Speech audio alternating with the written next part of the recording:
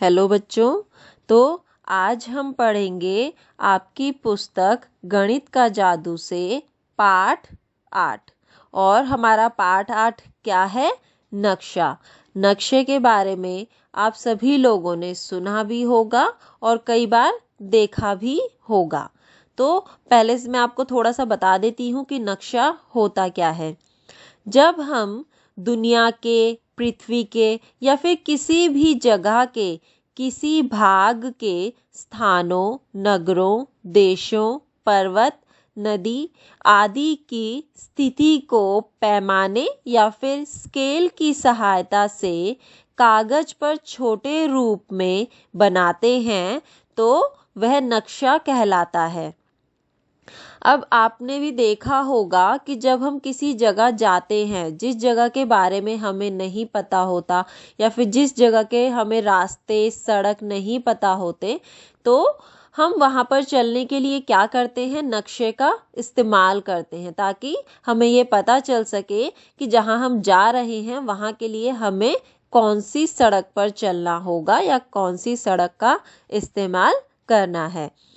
आप लोग जब जाते हो तो आपने देखा होगा जो मेट्रो स्टेशंस होते हैं, रेलवे स्टेशंस होते हैं या बस स्टैंड होते हैं, वहाँ पर भी कई जगह नक्शे लगे होते हैं ताकि लोगों को रास्ते या फिर बसों या फिर प्लेटफॉर्म को ढूंढने में मदद मिले। तो अब हम अपना पाठ शुरू करते हैं। नक्शा।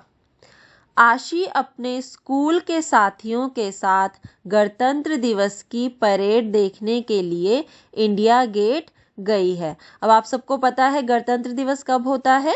26 जनवरी को। और आप सभी लोगों ने टीवी पर या फिर सामने पर भी गणतंत्र दिवस में जो परेड होती है वो देखी ही होगी। तो उसी के बारे में यहाँ पर बात हो रही है। जब वह सब आराम से बैठ रहे थे तो उन्होंने लाउड स्पीकर पर इंडिया गेट के बारे में सुना। अब जैसे ही वो वहाँ पर बैठ रहे थे आराम से तो उन्होंने लाउड स्पीकर पर इंडिया गेट के बारे में सुना। आप लोगों ने भी इंडिया गेट के बारे में सुना होगा, देखा होगा। कुछ लोगों ने सामने पर देखा होगा और कुछ लोगों ने टीवी पर तो ज़रूर ही देखा होगा। तो उसी के बारे में आज हम यहाँ पर पढ़ने वाले हैं। राष्ट्रपति परेड का सैल्यूट ले रही है। राष्ट्रपति के दाहिनी ओर इंडिया गेट है। इसे पहले विश्व युद्ध में मारे गए सिपाहियों की याद में बनाया गया था। बहुत सारे लोग राजपथ के दोनों ओर बैठे थे। यहीं से परेड गुजरती है। बच्चे आसपास दिखने वाली इमारतों को देखकर उनके बारे में बात कर रहे थे। अब देखो, इंडिया गेट और राष्ट्रपति के भवन के बीच में एक लंबा सा रास्ता है, उसको बोलते हैं राजपथ। और इसी लंबे रास्ते यानी कि राजपथ पर गणतंत्र दिवस की परेड होती है।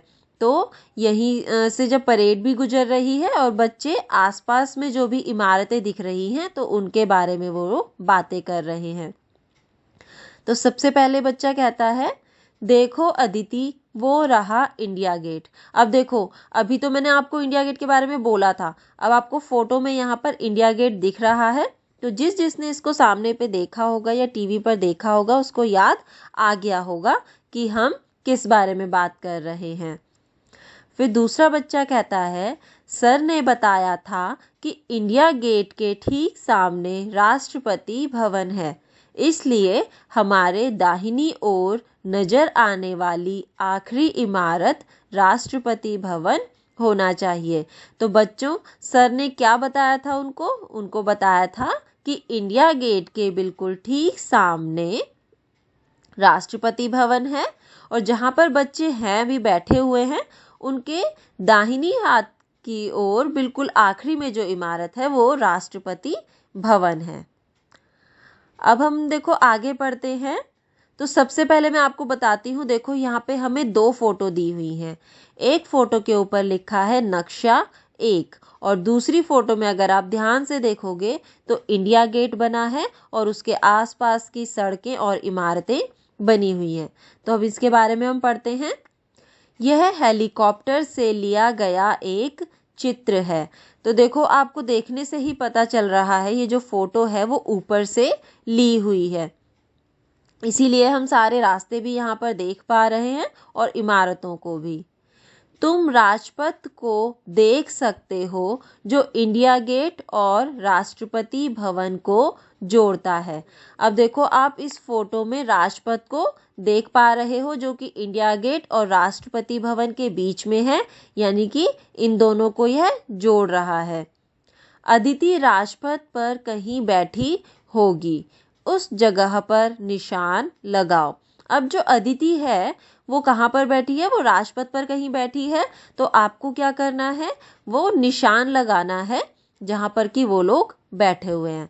तो आप ऊपर फोटो में देखोगे कि ये लोग बिल्कुल इंडिया गेट के पास में ही कहीं पर बैठे हैं। अब हमें बताना है कि ये इंडिया गेट के दाहिनी तरफ बैठे हैं या बाहिनी तरफ बैठे हैं। तो उन्होंने कहा था कि उनके दाहिने हाथ की तरफ इंडिया गेट है। तो बच्चों देखो, अगर इंडिया गेट के जो है बच्चे दाहिनी तरफ बैठेंगे तो उनके दाहिने हाथ की तरफ आखिरी में इमारत राष्ट्रपति भवन पड़ेगी। अगर वो लोग बाहिनी तरफ बैठेंगे तो वो बाहीं तरफ पड़ेगा। तो इसका मतलब हुआ कि राजपथ पर जो दाहिनी तरफ एक चिल्ड्रंस पार्क है वहां पर अदिति और बाकी बच्चे बैठे हैं। अब है हमारा आगे जो विषय है वो है फोटो और नक्शा। तो देखो यहाँ पे आपको फोटो भी दी है और नक्शा भी दिया है। अब आपको क्या करना है, इससे जुड़े हुए कुछ सवालों के जवाब देने हैं। तो सवाल 1 हम करते हैं, क्या तुमने कभी किसी शहर का नक्शा देखा है? तो हम सभी ने ही नक्शा देखा होता है। आपने अपनी किताबों में भी नक्शा देखा होगा, देश के नक्शे देखे होंगे, राज्य के नक्शे देखे होंगे। आपने कभी बस स्टैंड पर नक्शा देखा होगा, कभी आपने मेट्रो स्टेशन पर नक्शा देखा होगा, या फिर आसपास की जगहों पर जब आप सड़कों को ढूंढते हैं तो वहां पर भी आपने नक्शे देखे होंगे। तो ये नक्शा तो ऐसी चीज है जो कि हर किसी ने देखा ही होगा। अब आगे कहा है, नक्शा 1 को देखो। आपको क्या करना है, सबसे पहले नक्शा 1 देखना है। फिर है, इसका चित्र से मिलान करके बताओ कि इंडिया गेट कहाँ है। अब आपको क्या करना है, सबसे पहले नक्शा 1 देखना है और उसका मिलान करना है फोटो से। तो जब हम फोटो से मिलान करेंगे तो आपको बताना है कि इंडिया गेट कहाँ पर है। तो जब हमने ये ध्यान से देखा तो हमें पता चला कि सबसे पहले देखो, आप फोटो में देखो कि वहां पर सामने एक राष्ट्रपति भवन बना हुआ है। नक्शे में भी हमने देखा राष्ट्रपति भवन बना है। उसके बाद हमने देखा एक चौराहा आ रहा है छोटा सा, जिसका नाम है विजय चौक। तो हमने नक्शे में देखा विजय चौक। फिर हमने फोटो में देखा कि एक और चौराहा आया है। नक्शे में गए, हमने देखा चौराहा जिसका नाम है रफी मार्ग। फिर हमने देखा कि एक और चौराहा आया है फोटो में, तो हम गए नक्शे पर, हमने देखा हाँ इसमें भी एक और चौराहा है जो कि है जनपद। फिर हम फोटो पे गए, फोटो में हमने देखा एक लंबी सी सड़क जा रही है, तो वो हमने देखी, नक्शे में ढूंढी तो वो सड़क हमें मिली, वो है मानसिंह रोड। और फोटो में उस सड़क के सामने ही बिल्कुल इंडिया गेट बना हुआ है। तो इसका मतलब जो नक्शे में एक षटकोण बना हुआ है, षटकोण होता है जिसकी 6 भुजाएं होती हैं, 6 किनारे होते हैं या फिर 6 कोण होते हैं, उसको हम बोलते हैं षटकोण। तो जो षटकोण के बीच में एक पीले रंग का भाग बना हुआ है वो है हमारा इंडिया गेट। तो अब कहा है आपको, जब आप ढूंढ लोगे कि इंडिया गेट कहाँ है, नक्शे पर इसका चित्र बनाओ। तो यहाँ पर आपको क्या करना है, इस पीले से भाग में इंडिया गेट का चित्र बनाना है। अब हम करते हैं सवाल 2। नक्शे के इस भाग में कुछ सड़कें दिखाई गई हैं, उन सड़कों को फोटो में ढूंढो। तो देखो सारी जो सड़कें हैं वो अभी हमने ढूंढी हैं जब हम इंडिया गेट ढूंढ रहे थे, तो फिर से हम इनको ढूंढते हैं। तो अब हम क्या करेंगे, पहले हम राष्ट्रपति भवन से होते हुए आए थे, अब हम इंडिया गेट की तरफ से सड़कें ढूंढेंगे।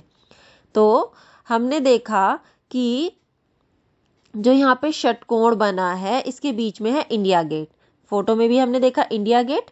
अब हमने देखा कि इस इंडिया गेट के दाईं तरफ दो सड़कें बनी है, एक है ऊपर और एक है नीचे। तो हमने यहाँ फोटो में भी देखा कि हाँ, दाईं तरफ नीचे को दो सड़कें बनी है, एक है ऊपर और एक नीचे। तो ऊपर वाली सड़क का नाम हमें नक्शे पर दिया है कस्तूरबा गांधी मार्ग और नीचे वाली सड़क का नाम दिया है तिलक मार्ग। अब हमने देखा कि जो बाएं तरफ की सड़क है उसमें दो सड़कें हैं, तो हमें नीचे वाली सड़क का नाम दिया है डॉक्टर जाकिर हुसैन रोड। अब हम नक्शे पर आते हैं, तो हमने देखा इंडिया गेट के सामने एक जो चौड़ाई में सड़क जा रही है उसका नाम है मानसिंह रोड।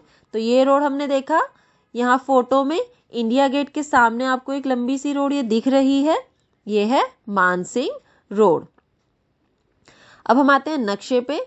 मानसिंह रोड के बाद आप देखोगे कि इंडिया गेट से लेके राष्ट्रपति भवन तक एक लंबा सा रास्ता जा रहा है जिसका नाम दिया है राजपथ।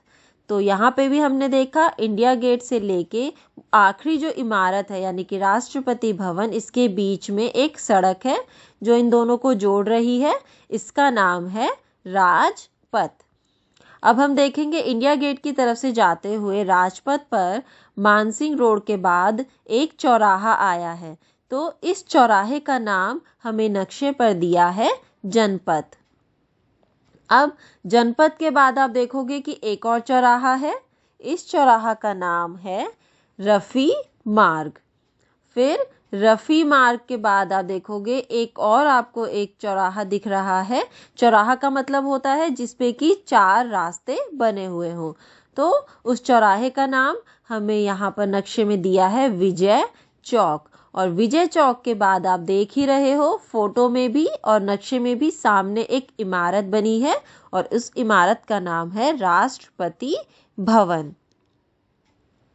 अब कहा है कि सवाल 3 में कि राष्ट्रपति भवन से इंडिया गेट जाते समय कौन कौन सी सड़कें रास्ते में आएगी। अब आपको क्या करना है, जब आप राष्ट्रपति भवन से इंडिया गेट की तरफ जाते हो या आते हो तो आपको बताना है कि कौन कौन सी सड़कें रास्ते में आ रही हैं। तो हमने देखा जब हम राष्ट्रपति से चले तो सबसे पहले विजय चौक, फिर रफी मार्ग, फिर जनपथ और आखिरी में मानसिंह रोड हमें रास्ते में जो है सड़कें मिली और फिर आखिरी में आ गया इंडिया गेट।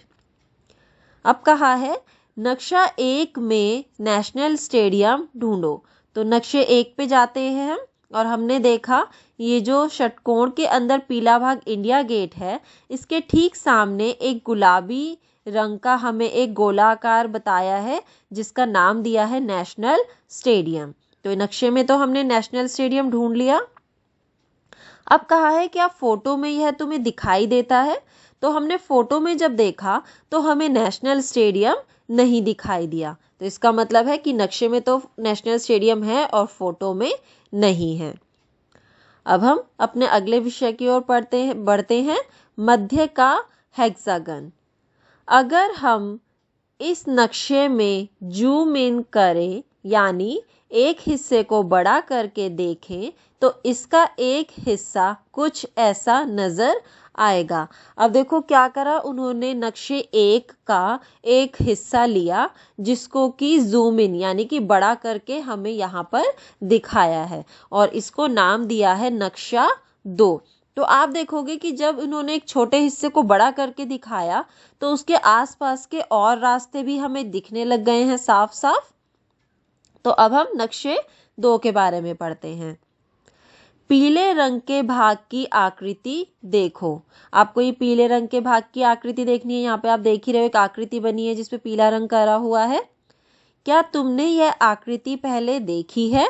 तो हाँ, हमने यह आकृति पहले देखी हुई है, क्योंकि हमारे गणित में हमने भुजाओं के बारे में और ये आकृतियों के बारे में पहले हम काफ़ी बार पढ़ चुके हैं। इसके कितने किनारे हैं? अब जब हमने गिना तो इस आकृति में हमने देखा कि इसके 6 किनारे हैं। फिर उन्होंने कहा इस जगह को कहते हैं केंद्रीय हेक्सागन। अब देखो, हेक्सागन को हिंदी में हम बोलते हैं षटकोण। षटकोण क्या होता है? अभी मैंने आपको बताया था, जिसकी 6 भुजाएं हो, 6 किनारे हो, 6 कोण हो, वह कहलाता है षटकोण। और षटकोण को ही उन्होंने अंग्रेजी शब्द यूज किया है हेक्सागन। तो ये पीली जो आकृति बनी है इसको उन्होंने कहा है केंद्रीय हेक्सागन। आगे आपको कहा है नक्शे से पता लगाओ। तो पहले तो हमने नक्शे 1 से बहुत सारी चीजें पता लगाई थी, अब आपको नक्शे 2 से पता लगाना है। अगर तुम राजपथ पर चल रहे हो तो इंडिया गेट के बाद तुम्हारे किस तरफ चिल्ड्रन पार्क होगा? अब उन्होंने क्या कहा है कि अगर आप राजपथ पर चल रहे हो तो इंडिया गेट के बाद तुम्हारे किस तरफ चिल्ड्रन पार्क होगा। तो हमने देखा कि हमने देखा कि इंडिया गेट के ऊपर की तरफ को है। तो जब हम राजपथ पर चले उसके बाद हमने देखा आया हमारा इंडिया गेट। फिर इंडिया गेट, अब अगर आप यहाँ से फोटो को देखोगे तो हम देख रहे हैं कि इंडिया गेट के बाहीं तरफ चिल्ड्रन पार्क है, लेकिन जब हम राजपथ पर चलेंगे तो ये उल्टे पोजीशन हो जाएगी, यानी कि पहले हम राजपथ पर चले फिर हम इंडिया गेट पर चले। तो जब हम इस तरीके से चलेंगे तो इंडिया गेट के दाहिनी तरफ हम देखेंगे कि चिल्ड्रन पार्क हमारे पड़ेगा।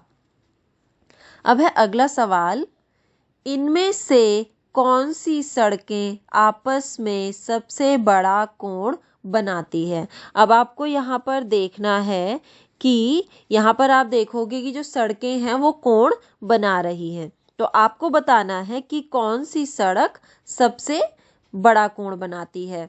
तो उसके लिए आपको दिया है क मानसिंह रोड और शाहजहां रोड। तो आप सबसे पहले ढूंढो कि मानसिंह रोड कहाँ है। हमने देखा इंडिया गेट के ऊपर की तरफ मानसिंह रोड है और मानसिंह रोड से नीचे की तरफ आ रहा है ये शाहजहां रोड। तो इन दोनों के बीच में एक कोण बना है। फिर हमें कहा है अशोक रोड और मानसिंह रोड। अब हमने देखा कि मानसिंह रोड यानी कि इंडिया गेट के ऊपर की तरफ और दाहिनी तरफ हमने देखा मानसिंह रोड बना है और अशोक रोड ये ऊपर की तरफ को जा रहा है, इसके बीच का कोण। फिर कहा है जनपथ और राजपथ। तो जनपथ और राजपथ आप देखोगे इंडिया गेट के सामने बिल्कुल जो जा रही है सड़क वहां पर है। तो जब हमने देखा क में मानसिंह रोड और शाहजहां रोड के बीच में जो है हमारा बन रहा है न्यून कोण। फिर हमने देखा कि मानसिंह रोड और अशोक रोड के बीच में बन रहा है अधिक कोण और राजपथ और जनपथ के बीच में बन रहा है 90 डिग्री का कोण बन रहा है। तो हमें इसमें फोटो में यानी कि नक्शे में देख के पता चला कि ख यानी कि अशोक रोड और मानसिंह रोड पर सबसे बड़ा कोण बन रहा है। अब पूछा है कि इनमें से कौन सी सड़कें आपस में समकोण बनाती है। तो अभी हमने देखा और आपको पता भी है कि जहाँ पर अंग्रेजी का जो अक्षर L होता है वो बनता है वहाँ पर हमारा हमेशा समकोण होता है। तो जब हमने ये देखा तो इंडिया गेट के सामने राजपथ और जनपथ पर हमने देखा कि एक L अक्षर की तरह बना हुआ है। तो वहाँ पे जो कोण बन रहा है वो हमारा है समकोण। तो इसका मतलब हुआ जनपथ और राजपथ ये दो सड़कें आपस में समकोण बनाती हैं। अब हम आगे बढ़ते हैं। परेड का इंतजार।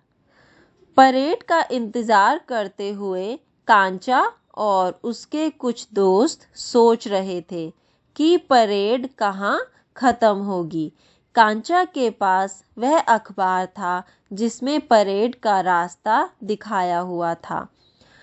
तो उस रास्ते में देखो कौन कौन से वो बनाए हुए थे, विजय चौक, राजपथ, इंडिया गेट, तिलक मार्ग, बहादुर शाह जफर मार्ग, सुभाष मार्ग, लाल किला।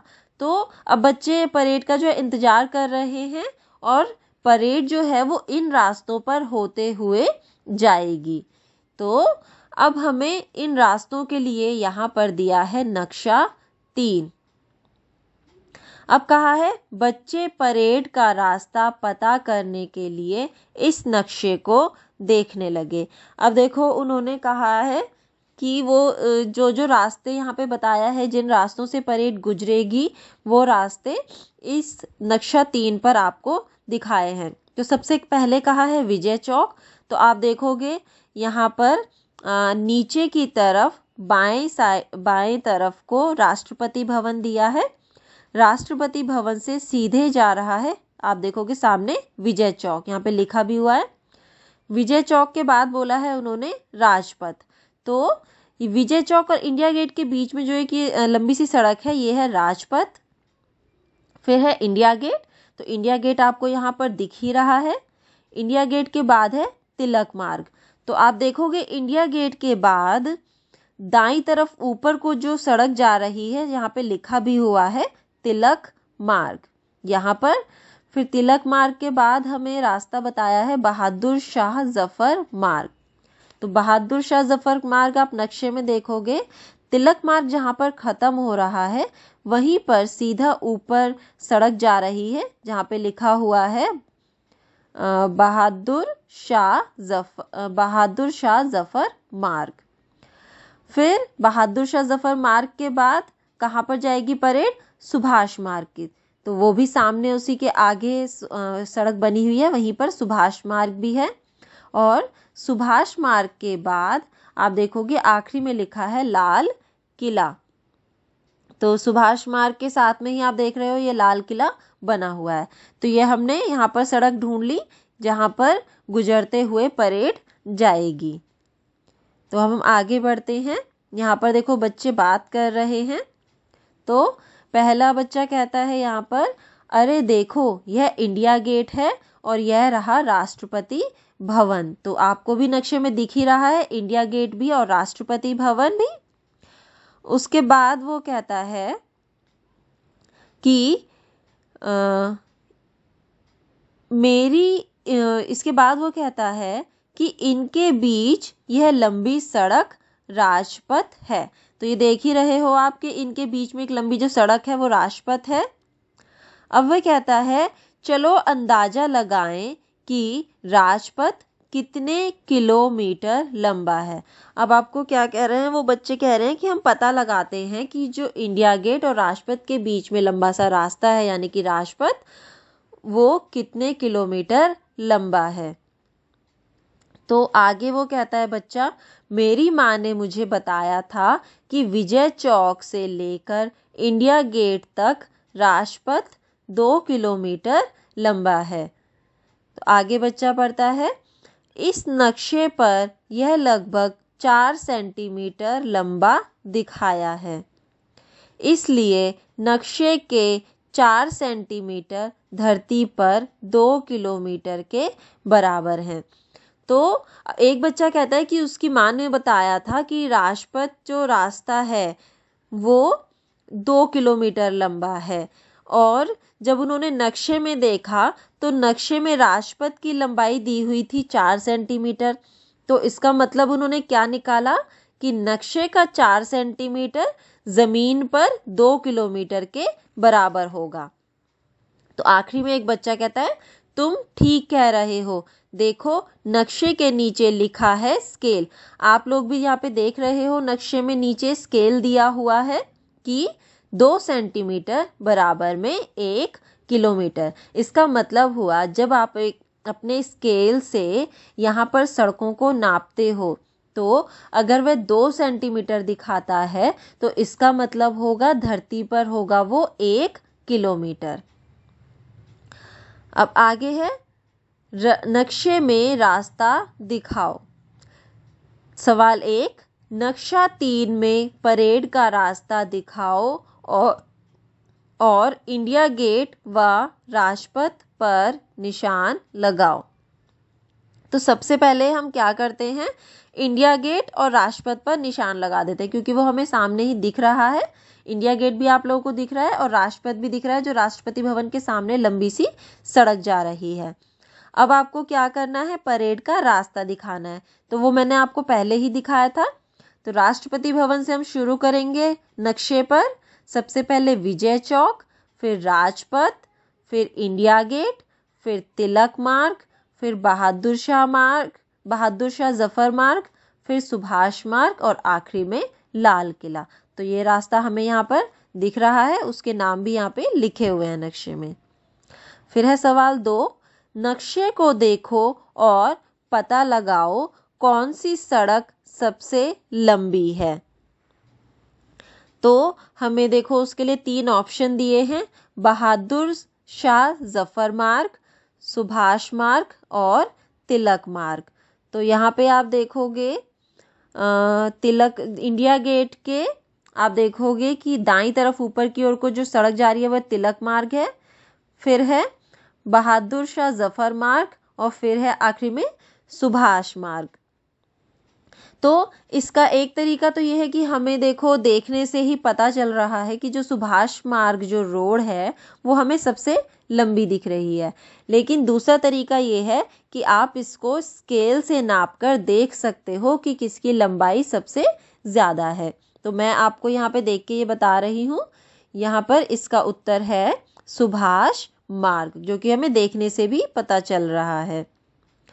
अब है ख, अगर रूबिया जामा मस्जिद की ओर से परेड देखने आ रही है तो सोचो उसे कितना दूर तक चलना पड़ेगा। अब देखो आपको क्या करना है, पहले सबसे पहले आप नक्शे में जाएंगे और आपको यहाँ पे देखना है जामा मस्जिद, ये लाल किले के बिल्कुल विपरीत दिशा में सामने पे बना हुआ है जामा मस्जिद। तो उन्होंने कहा है कि रूबिया अगर जामा मस्जिद की ओर से आती है परेड देखने के लिए तो उसको कितना चलना पड़ेगा। तो आप क्या करोगे, सबसे पहले आपको इसके लिए स्केल से आप इसको नापोगे।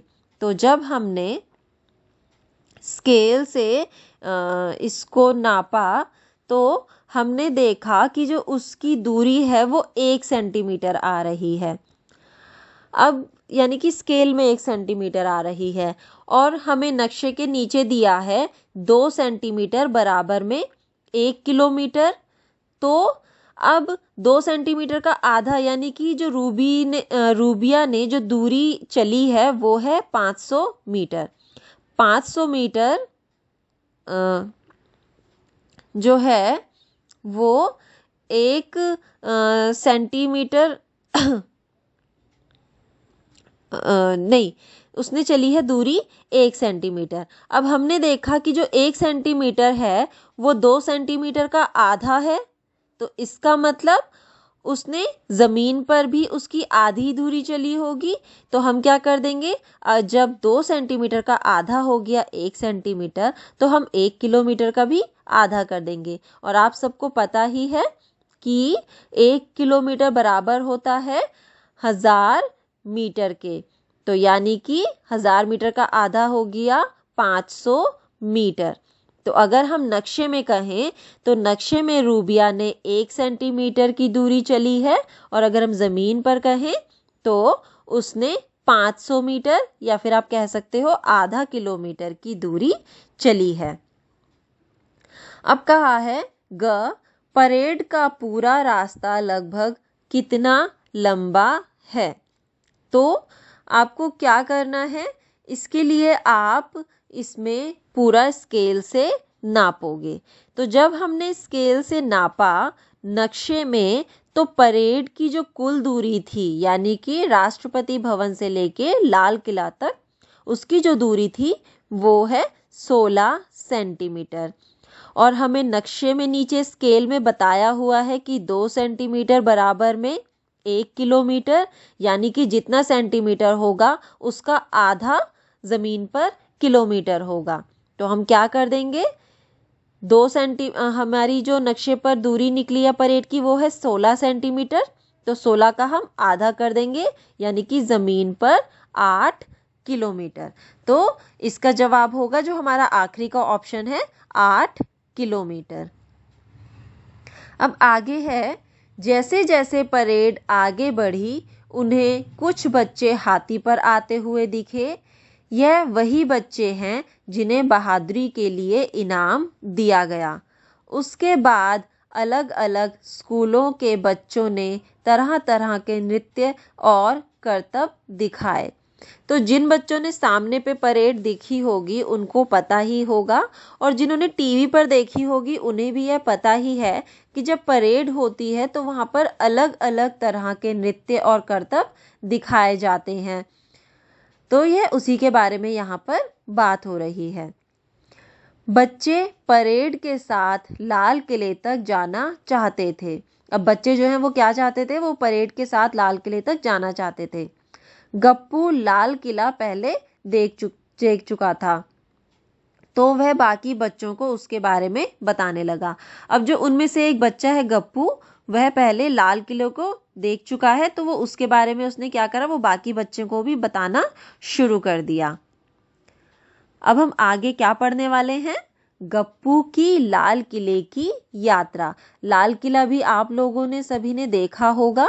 तो ये देखो, इसमें यहाँ पर ये फोटो भी दी हुई है 3, जिसमें कि ऊपर एक दिया है लाल किला की फोटो है, उसके बाद उसके अंदर एक जो छोटा सा ये गेट बना है, मतलब फोटो में छोटा दिख रहा है लेकिन काफ़ी ये बड़ा गेट है, तो उस गेट को बोलते हैं लाहौरी गेट। और फिर जो एक और फोटो बनी हुई है जिसके नीचे लिखा है मीना बाजार। तो अब हम इसके बारे में पढ़ते हैं। जब हम लाल किले पहुंचे तो वहां टिकट लेने के लिए लंबी लाइन लगी हुई थी। अब ये तो आप लोगों ने देखा ही होगा कि जब भी हम कहीं घूमने के लिए जाते हैं, किसी जगह जाते हैं, तो वहां पे हमें टिकट लेनी पड़ती है। तो ये उसी के बारे में बात कर रहे हैं कि टिकट लेने के लिए बहुत ही लंबी लाइन लगी हुई थी। लाल किले के मुख्य गेट को लाहौरी गेट कहते हैं। जो उसका एक मुख्य गेट है, यानी कि जिससे कि आप लाल किले के अंदर प्रवेश करते हो, उसको कहा जाता है लाहौरी गेट। उससे अंदर घुसकर हम बाईं ओर एक लंबे गलियारे में पहुंचे, जिसके दोनों तरफ छोटी छोटी दुकानें बनी थी। इस जगह को मीना बाजार कहते हैं। अब देखो, ये मीना बाजार की फोटो दी हुई है, तो उसके बारे में बात कर रहे हैं कि जब वह गेट से अंदर घुसे तो बाईं ओर एक लंबे गलियारे में बहुत पहुंचे, जिसके दोनों तरफ छोटी छोटी दुकानें बनी थी। और इन जहाँ पर भी आपको पता है कि बहुत सारी दुकानें होती हैं तो उसको बाजार बोलते हैं, तो लेकिन इसको एक नाम दिया गया है जिसका नाम है मीना बाजार। वहां से मैंने अपनी बहन के लिए चूड़ियां खरीदी। अब आगे इन्होंने देखो लाल किले के लिए एक नक्शा बनाया है और इसको नाम दिया है नक्शा 4। तो देखो, अब हम इस नक्शे को अगर पढ़ें तो यहाँ पे हमें लाल किला दिखाया है। लाल किले के बाद हमें देखो यहाँ पे लाहौरी गेट भी दिखाया हुआ है। जब हम आगे चलते हैं तो मीना बाजार दिखाया है, फिर नक्कार खाना दिखाया है, उससे आगे चल के हमें दीवाने खास दिखाया गया है। उससे और आगे जब हम चलते हैं तो सामने पे हमने देखा कि दाहिनी तरफ जो है एक मोती महल बना है। उसके बाद जब हम बाईं तरफ आ रहे हैं तो रंग महल, आरामगाह, हमाम, मोती मस्जिद और दीवाने खास हमें ये यहाँ पे बताए हुए हैं। और उस यहाँ पे हमें ये सारी चीज़ें लाल किले के अंदर जो जो बना हुआ है वो हमें दिखाया है। अब नक्शे में आप देखोगे नीचे बाईं तरफ हमें स्केल दिया हुआ है 1 सेंटीमीटर, 1 सेंटीमीटर बराबर में 100 मीटर। इसका मतलब होता है जब आप नक्शे के अंदर अपने स्केल या फिट्टे से नापोगे और वो अगर 1 सेंटीमीटर होता है तो ज़मीन पर वह 100 मीटर होगा। तो अगर 2 सेंटीमीटर है नक्शे पर तो ज़मीन पर होगा 200 सेंटीमीटर, 200 मीटर। तो ये आपको एक आइडिया दिया हुआ है यहाँ पर रास्ता नापने के लिए। तो अब हम आगे पढ़ते हैं। सबसे पहले हम यहाँ पे पढ़ते हैं, ये फोटो हमें दी है पहली और उसके साइड में लिखा है नक्कार खाना। अब आपको बताया है कि नक्कार खाना होता क्या था, जहां पर ड्रम बजाकर राजा का संदेश सुनाया जाता था। तो वहां से सीधे नक्कार खान होते हुए तुम दीवाने आम पहुंच सकते हो। यह वही जगह है जहां राजा आम जनता से मिला करते थे। अब नक्कार खाने के बाद है दीवाने आम। तो ये यहाँ पे देखो, ये फोटो में भी दिखाया हुआ है दीवाने आम। एक तरफ तो हमें ये लंबाई में दिखा रखा है और दूसरी तरफ हमें ये सामने से दिखा रखा है। अब दीवाने आम के बारे में पढ़ते हैं हम। दीवाने आम से सीधे सामने बढ़ते हुए हमने रंग महल देखा। यह बहुत खूबसूरत इमारत है। हमारे बाईं तरफ 3 इमारतें और थी। इन इमारतों को नक्शे में ढूंढो। अब उन्होंने क्या कहा है यहाँ पर कि जो दीवाने आम है से सीधे सामने बढ़ते हुए हमने रंग महल देखा। तो आपको यहाँ पे देखना है, नक्शे में आप जाओगे, जो नक्कार खाना के आगे दीवाने आम है, दीवाने आम से क्या कर रहे हैं, वो आगे को बढ़ रहे हैं। और जब वो आगे बढ़े तो उन्होंने एक रंग महल देखा। सामने आप देख रहे हो नक्शे में लिखा हुआ है रंग महल। अब उन्होंने पूछा है कहा है पहले कि यह बहुत खूबसूरत इमारत है। हमारे बाईं तरफ 3 इमारतें और थी। इन इमारतों को नक्शे में ढूंढो। तो जब हमने रंग महल देखा और रंग महल के बाईं तरफ देखा तो हमें 3 इमारतें दिखी, जिनके नाम हमें दिए हैं आरामगाह, हमाम और मोती मस्जिद। अब आगे हम पढ़ते हैं। हम रंग महल से बाएं मुड़कर दीवाने खास पहुंचे। आप नक्शे में देख रहे हो, यहाँ पे रंग महल से जब बाएं मुड़े तो यहाँ पे दीवाने खास भी बना हुआ है, जहां राजा अपने मंत्रियों को खास लोगों से मिला करते थे।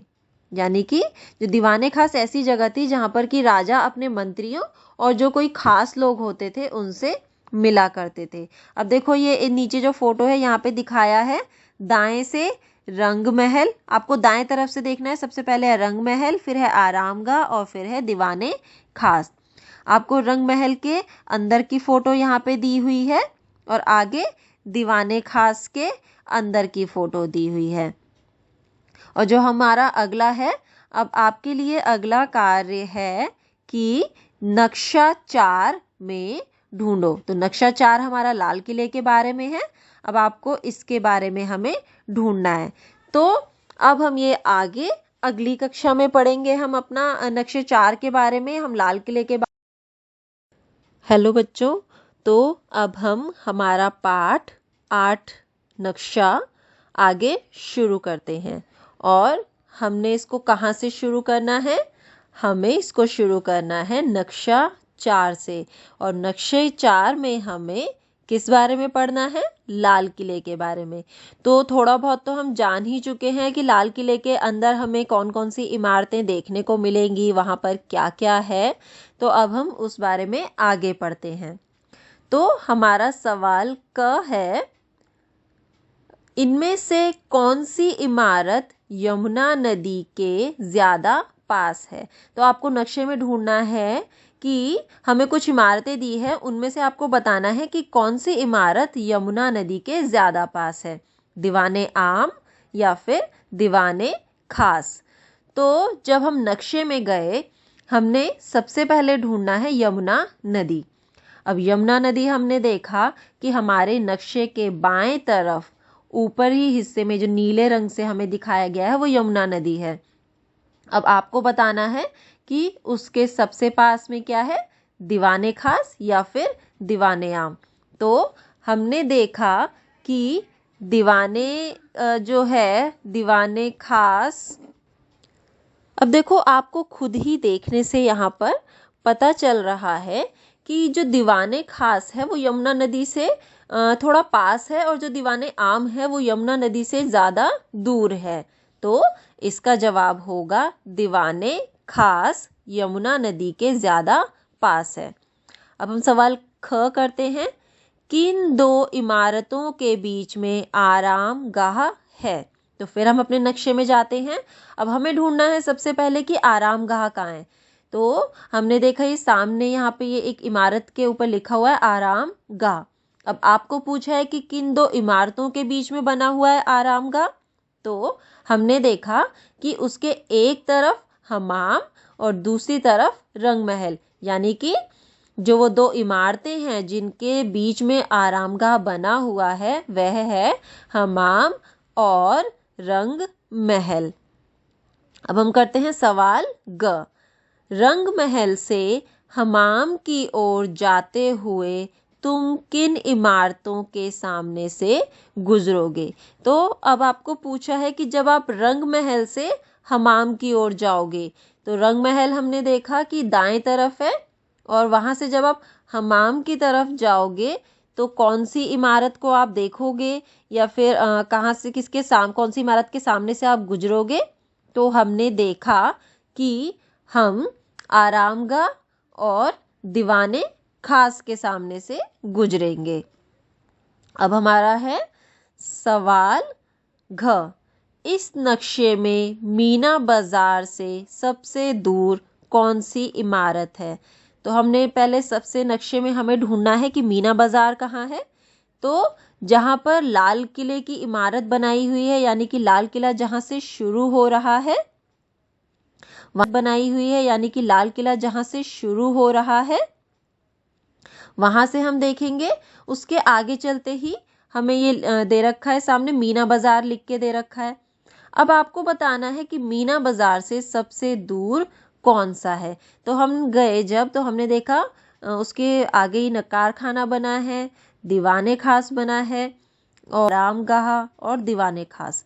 तो इन सारी इमारतों को जब हमने ध्यान से देखा तो हमें पता चला कि मीना बाजार से जो सबसे दूर इमारत है वो है हमाम। क्यों? क्योंकि एक तो आप देखोगे कि वो सबसे आखिरी में बनी हुई है और बाएं तरफ को काफी दूरी में जाके बनी है। तो इसका मतलब हुआ कि हमाम जो इमारत है वो मीना बाजार से सबसे दूर है। अब पूछा है कि दीवाने खास से लाहौरी गेट लगभग कितनी दूर है। तो इसका पता आप कैसे लगाओगे। आपको देखो सबसे पहले तो नक्शे पे दिया हुआ है कि यदि आप नक्शे में स्केल से नापते हो और वह दूरी 1 सेंटीमीटर की निकलती है तो उसका मतलब होगा जमीन पर 100 मीटर। अब अगर मान लीजिए कि नक्शे पर निकला 2 सेंटीमीटर, तो ज़मीन पर भी क्या हो जाएगा, डबल हो जाएगा आपका, यानी कि 200 मीटर। तो आपको क्या करना है, आपको दीवाने खास से लाहौरी गेट की दूरी स्केल से नापनी है।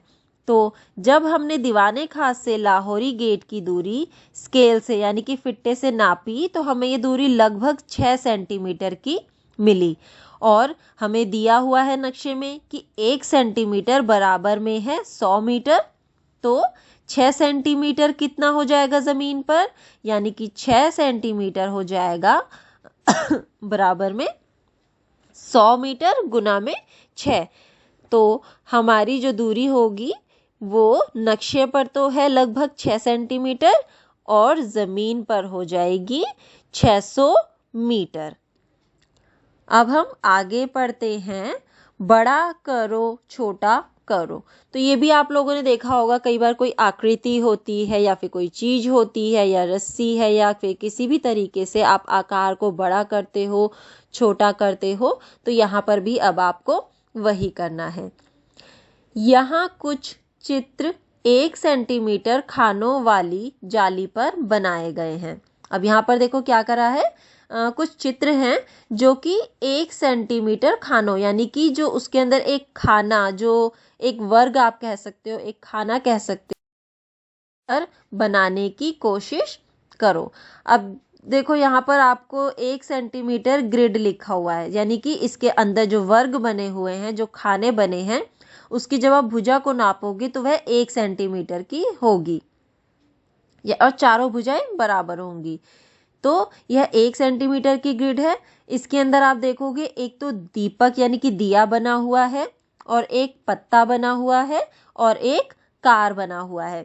अब आपको क्या करना है, इन चित्रों को 2 सेंटीमीटर वाली ग्रिड और आधे सेंटीमीटर वाली ग्रिड पर बनाने की कोशिश करनी है।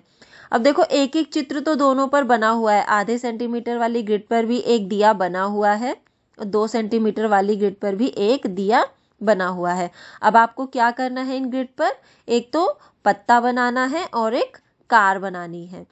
लेकिन आप ये कैसे बनाओगे, आपको देखना है कि पत्ते में कितने खाने इस्तेमाल हो रहे हैं और कार बनाने में कितने खाने इस्तेमाल हो रहे हैं। ये आप 1 सेंटीमीटर की ग्रिड से देखोगे। अब देखो जैसे उन्होंने दिया बनाया है, तो जब हमने देखा कि 1 सेंटीमीटर वाली ग्रिड में इन्होंने जो ऊपर के जो 2 खाने हैं उसका ऊपर से थोड़ा थोड़ा इस्तेमाल किया है, तो उसी तरीके से उन्होंने क्या करा है, आधी सेंटीमीटर वाली ग्रिड में भी करा है और 2 सेंटीमीटर वाली ग्रिड से भी करा है। उसके बाद उन्होंने जो दिया का नीचे का हिस्सा है उसको भी उन्होंने आधा एक खाने में और आधा एक खाने में यानी कि 2 खाने का इस्तेमाल किया है। तो उन्होंने इसी तरीके का प्रयोग आधे सेंटीमीटर वाली ग्रिड में और 2 सेंटीमीटर वाली ग्रिड में करा है। तो यही जब आप पत्ता और कार बनाओगे तो आपको देखना है कि खाने का कितना उपयोग किया गया है। आपको भी उसी तरीके से खाने का उपयोग करते हुए इन चित्रों को आधे सेंटीमीटर वाली ग्रिड और 2 सेंटीमीटर वाली ग्रिड पर बनाना है। अब आगे उन्होंने आपको एक सवाल पूछा है, एक खाने की भुजाओं को 2 गुना बड़ा बनाया गया है। अब उन्होंने क्या करा, देखो सबसे पहले एक आधे सेंटीमीटर की ग्रिड है, यानी कि उसमें जो खाने या वर्ग बने हैं उसकी भुजा की लंबाई आधे सेंटीमीटर है। अब आधे सेंटीमीटर का दुगना कितना होगा, 1। तो उन्होंने दूसरा क्या करा, 1 सेंटीमीटर वाला ग्रिड लिया है। फिर 1 का दोगुना कितना होगा, 2। तो तीसरा उन्होंने 2 सेंटीमीटर वाली ग्रिड ली है। तो यही उन्होंने कहा है कि एक खाने की भुजाओं को 2 गुना बढ़ाया गया है। तो यानी कि क्या करा उन्होंने, अब एक खाना लिया है और जिसकी भुजा को उन्होंने 2 गुना बना दिया। यानी कि अगर पहले वो 1 सेंटीमीटर रहा होगा तो उसको 2 गुना कर दिया 2 सेंटीमीटर, या फिर पहले अगर वो 2 सेंटीमीटर का खाना रहा होगा तो अब उसको 2 गुना करके 4 सेंटीमीटर का कर दिया है। तो उन्होंने कहा है कि भुजाओं को अगर 2 गुना बढ़ा दिया गया तो क्या इसका क्षेत्रफल भी 2 गुना बढ़ेगा। तो अब आपको बताना है कि भुजाओं की लंबाई बढ़ाने पर क्या उसका क्षेत्रफल भी 2 गुना ही होगा। तो हम देखते हैं इसको। तो अगर मान लीजिए हमने ये सोचा कि सबसे पहले हमारे पास जो खाना था वो 1 सेंटीमीटर का है, तो जब हम 1 सेंटीमीटर भुजा वाले खाने का क्षेत्रफल निकालेंगे तो उसका क्षेत्रफल होगा भुजा गुना भुजा, यानी कि 1 गुना 1।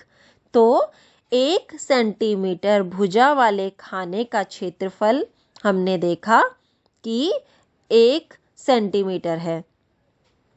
अब हम क्या करते हैं, इसकी भुजा की लंबाई को 2 गुना कर देते हैं। यानी कि भुजा की लंबाई पहले थी 1 सेंटीमीटर, अब हमने कर दी 2 सेंटीमीटर, ये हमने 2 गुनी कर दी। अब हमें देखना है कि भुजा की लंबाई 2 गुनी करने के बाद क्षेत्रफल 2 गुना होता है या फिर नहीं होता है। तो अब हम 2 सेंटीमीटर वाले खाने की 2 सेंटीमीटर वाली भुजा के खाने का क्षेत्रफल निकालेंगे। तो हमें खाने का क्षेत्रफल से उसी तरीके से निकालना है, भुजा गुना भुजा, यानी कि 2 गुना 2। तो इसका क्षेत्रफल कितना हो गया, 4 सेंटीमीटर। अब हमने देखा जो पहले हमने खाना बनाया उसकी भुजा की लंबाई 1 सेंटीमीटर और दूसरे खाने की भुजा की लंबाई 2 सेंटीमीटर, यानी कि भुजा की लंबाई में कितने का फर्क, 2 गुने का फर्क। अब हमने जो पहले खाने का क्षेत्रफल निकाला था वो निकला था 1 सेंटीमीटर और दूसरे खाने का यानी कि 2 सेंटीमीटर वाले खाने का जब हमने क्षेत्रफल निकाला वह निकला 4 सेंटीमीटर। तो वो पहले यानी कि 1 सेंटीमीटर वाले खाने का जो क्षेत्रफल है वो उससे कितना कम है, 4 गुना कम है। तो इससे हमें यह पता चलता है कि जब हम भुजा की लंबाई को 2 गुना करते हैं तो उसका क्षेत्रफल 2 गुना नहीं बढ़ता, उसका क्षेत्रफल 4 गुना बढ़ जाता है। अब हम आगे पढ़ते हैं। आओ कोशिश करें। यह परेड वाले रास्ते नक्शा 3 से लिया गया एक छोटा सा हिस्सा है। अब उन्होंने क्या करा है, देखो ये 1 सेंटीमीटर का ग्रिड वाला एक ये बनाया है यहाँ पे ग्रिड, और इसके अंदर नक्शा जो 3 बना हुआ है उसके अंदर से एक छोटा सा हिस्सा लेके इस ग्रिड के अंदर रख दिया है यहाँ पर। अब आपको कहा है सबसे पहले कि नंबर 1, क्या तुम पहचान सकते हो कि यह नक्शे का कौन सा हिस्सा है?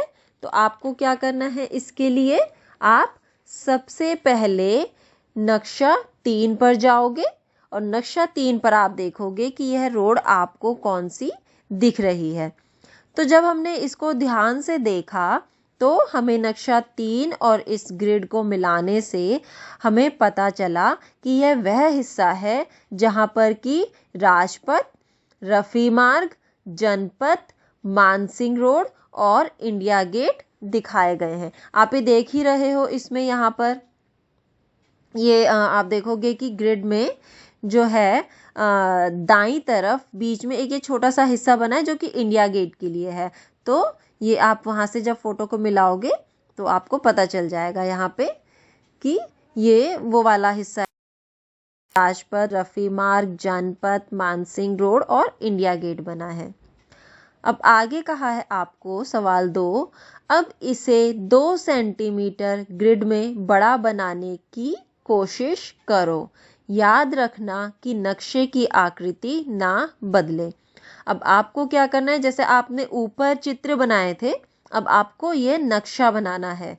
अभी तो इन्होंने ये नक्शा 1 सेंटीमीटर वाली ग्रिड में बना रखा है। अब यह नक्शा आपको नीचे जो 2 सेंटीमीटर वाली ग्रिड दी है, यानी कि इसका जो हर एक खाना है वो 2 सेंटीमीटर का है, इसके अंदर आप यह नक्शा बनाओगे। लेकिन जब आप नक्शा बनाओगे तो देखो खानों के आकार में तो बदलाव आया है, लेकिन आपको नक्शे में कोई बदलाव नहीं करना है। तो अगर मान लीजिए आप ये बनाते हो नक्शा और आपने देखा कि 1 सेंटीमीटर वाली ग्रिड में कोई लाइन अगर 2 सेंटीमीटर की है, तो आप क्या करोगे, इसको 2 सेंटीमीटर वाली ग्रिड में क्या कर दोगे, 4 सेंटीमीटर का कर दोगे, क्योंकि आपने देखा ही है कि खाने की भी लंबाई दोगुनी हो गई है, तो इसलिए आप इसके अंदर इसको दोगुना कर दोगे। अब बोला है अगर हम परेड के पूरे रास्ते को आधी सेंटीमीटर के ग्रिड पर बनाने की कोशिश करें तो उसका स्केल क्या होगा। अब देखो अभी तक तो क्या करा है, इन्होंने रास्ते को बनाया है, एक नक्शा बनाया है 1 सेंटीमीटर की ग्रिड पे, फिर आपको कहा है कि आपको 2 सेंटीमीटर की ग्रिड पर बिल्कुल इसी तरह का नक्शा बनाना है। अब आपको उन्होंने पूछा है कि अगर परेड के पूरे रास्ते को आधे सेंटीमीटर के ग्रिड पर बनाने की कोशिश करें तो उसका स्केल क्या होगा। आपको ऑप्शन दिए हैं कि नक्शे पर 1 सेंटीमीटर बराबर जमीन पर 1 किलोमीटर, या फिर नक्शे पर आधा सेंटीमीटर वाली ग्रिड में कोई लाइन अगर 2 सेंटीमीटर की है, तो आप क्या करोगे, इसको 2 सेंटीमीटर वाली ग्रिड में क्या कर दोगे, 4 सेंटीमीटर का कर दोगे, क्योंकि आपने देखा ही है कि खाने की भी लंबाई दोगुनी हो गई है, तो इसलिए आप इसके अंदर इसको दोगुना कर दोगे। अब बोला है अगर हम परेड के पूरे रास्ते को आधी सेंटीमीटर के ग्रिड पर बनाने की कोशिश करें तो उसका स्केल क्या होगा। अब देखो अभी तक तो क्या करा है, इन्होंने रास्ते को बनाया है, एक नक्शा बनाया है 1 सेंटीमीटर की ग्रिड पे, फिर आपको कहा है कि आपको 2 सेंटीमीटर की ग्रिड पर बिल्कुल इसी तरह का नक्शा बनाना है। अब आपको उन्होंने पूछा है कि अगर परेड के पूरे रास्ते को आधे सेंटीमीटर के ग्रिड पर बनाने की कोशिश करें तो उसका स्केल क्या होगा। आपको ऑप्शन दिए हैं कि नक्शे पर 1 सेंटीमीटर बराबर जमीन पर 1 किलोमीटर, या फिर नक्शे पर आधा सेंटीमीटर और जमीन पर 1 किलोमीटर, या फिर नक्शे पर 2 सेंटीमीटर बराबर में जमीन पर 1 किलोमीटर। तो अब आपको इसका जवाब देना है। तो इसका जो जवाब होगा वो होगा हमारा पहला वाला, यानी कि नक्शे पर 1 सेंटीमीटर बराबर में जमीन पर 1 किलोमीटर। अब हम आगे पढ़ते हैं। भारत के अलग अलग राज्यों से आए नर्तक। अब आपको पता ही है कि जो 26 जनवरी की जो परेड होती है उसमें अलग अलग राज्यों से, अलग अलग जगहों से लोग आते हैं और अपने जगहों के बारे में वहाँ पर प्रदर्शन करते हैं। तो उसी बारे में अब हम आगे पढ़ रहे हैं। बच्चों ने बहुत सी झांकियों और नर्तकों को देखा। कर्नाटक से आए नर्तक सबसे अच्छे थे। फिर दूसरा बच्चा कहता है, इन लोगों को दिल्ली आने के लिए कितनी दूर यात्रा करनी पड़ी। फिर तीसरा बच्चा कहता है, मुझे त्रिपुरा का नाच पसंद आया। सिक्किम और त्रिपुरा दिल्ली से दूर हैं, पर हरियाणा और उत्तराखंड पास हैं। अब देखो, ये अभी तक तो हम क्या कर रहे थे कि एक हमारा जो भारत देश है उसके अंदर जो जगहें हैं, जो स्थान हैं, जो बने हुए हैं, देश हैं, राज्य हैं, उनके बारे में हम पढ़ रहे थे। अब आपको देखो पूरे भारत का यहाँ पर ये नक्शा दिया हुआ है। तो अब हम इस नक्शे के बारे में पढ़ेंगे। तो आपको यहाँ पे, आपके लिए यहाँ पे लिखा है कि नीचे दिए गए भारत के नक्शे को देखो और उन राज्यों को ढूंढो जिनके बारे में यह बच्चे बात कर रहे हैं। अब आपको क्या करना है, सबसे पहले ये नक्शा देखना है भारत का। इसका नाम यहाँ पे इन्होंने दिया है नक्शा 5।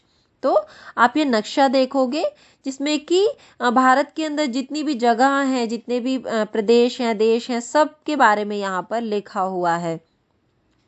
उसके बाद आपको कहा है कि उन राज्यों को ढूंढो जिनके बारे में यह बच्चे बात कर रहे थे। तो जब हमने देखा तो सबसे पहले एक बच्ची जो है वो कहती है कि कर्नाटक से आए नर्तक सबसे अच्छे थे। तो आपको यहाँ पर कर्नाटक ढूंढना है। तो आप देखोगे कि जो भारत का नक्शा बना है इसमें नीचे की ओर को संतरी रंग में कर्नाटक जो है यहाँ पे लिखा हुआ है, तो यह है कर्नाटक।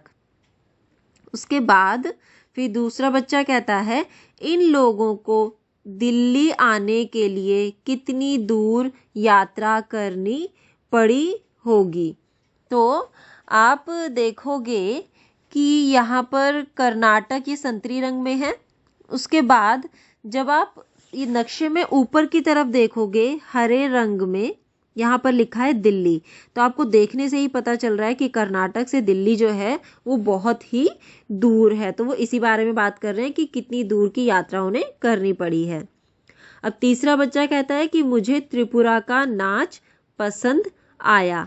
सिक्किम और त्रिपुरा दिल्ली से दूर हैं। अब आपको क्या देखना है इसमें, त्रिपुरा और सिक्किम।